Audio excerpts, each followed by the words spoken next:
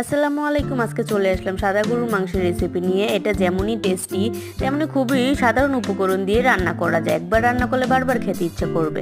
এর জন্য আমি প্রথমে কাঁচামরিচ, পেঁয়াজ, আদা, রসুনগুলো থেতো করে মাংসের মধ্যে দিয়ে দিব। তারপর গরম মশলাগুলোও দিয়ে দিব। তারপর একে একে লবণ পরিমাণ মতো, জিরে গুঁড়া, ধনিয়া গুঁড়া আর গোলমরিচের গুঁড়া দিয়ে তেল দিয়ে এটাকে ভালো করে মেখে নিব।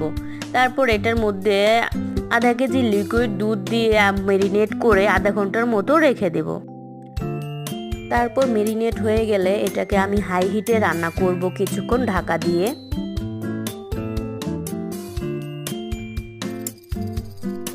এ পর্যায়ে আমি আবার হিটটা লো করে দেব। আর লো করে এরকম মাখা মাখা করে একদম শুকিয়ে নিব জলটা। আর এরকম মাখা মাখা হয়ে গেলেই বুঝে নেবেন যে না, আমাদের টেস্টি সাদা গরুর মাংসটা হয়ে গেছে। আর খেতে ভীষণ মজা।